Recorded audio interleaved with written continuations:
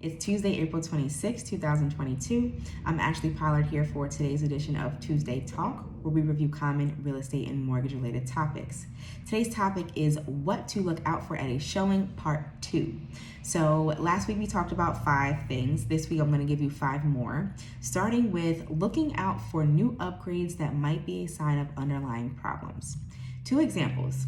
In the basement, if you notice new drywall that's covering cinder block or brick walls, that might be a sign that some foundation issues or cracks might be being covered up. Also, new flooring that is slanted or uneven means that the contractor went in there and did not even out the floors properly, or it might mean that the home is settling. There might be foundation problems. The floor joists might need to be readjusted. You're not gonna know the answer to this when you do the showing, but you can note it so that you can point it out to your home inspector. Second thing you should pay attention to are items that might need repair in the near future, because as a new homeowner, you might be strapped for cash for a while before your savings account gets replenished after you just spent your money on your down payment and closing costs. So on your home inspection day, if you work with my inspector, he's not only going to tell you items of concern right now, but he's also going to point out things that are concerns for 2, 3, 5 years down the line, so you already know what you're getting yourself into before you buy the property. Number 3 is the parking. Does the house have parking, and is that a non-negotiable item for you? And if it does have parking, try to pull into the driveway if you can at the showing. And then you can see how well your car fits into the space. You can see how easily you can get your kids in and out of that space. One time I pulled into a driveway and I couldn't fit, so I had to put my mirrors in just to be able to squeeze my car into the back. And then when I got out of the driveway, that's a whole nother story because I couldn't turn around because it was too tight. So I had to slowly back out of the driveway. That's gonna be frustrating every day, especially if you've got children or pets or whatever your situation is. So just note the parking situation at the house that you're interested in. Number 4 are odors. Some odors you can notice at the showing are mold and mildew smells, which will smell musty or like wet socks. You'll notice them in the basement usually, and you don't have to throw the house away for that. Those are things that you can remediate, but notice them so you can ask your home inspector what to do, and maybe even have some contractors come in on inspection day and let you know some quotes for the cost to remediate it. Or maybe the seller will take care of it. You never know.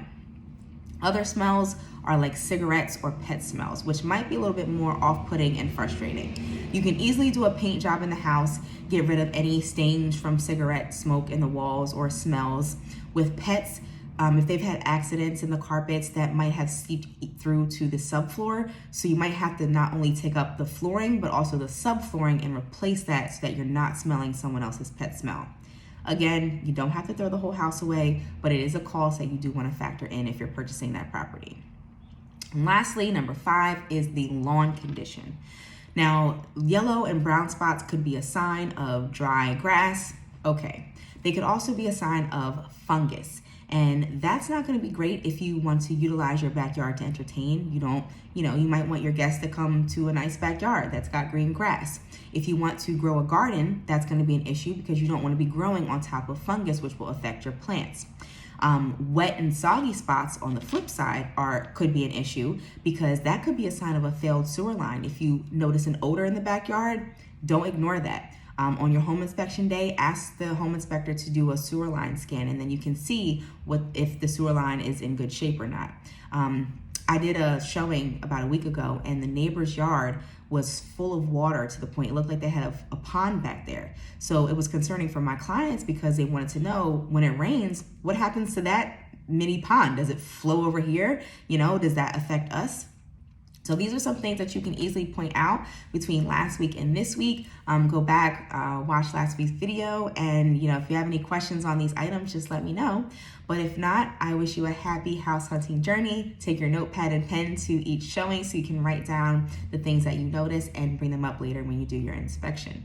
Let me know if you've got questions. Otherwise, I'll see you next Tuesday, and I hope you have an amazing rest of your week. Have a good night.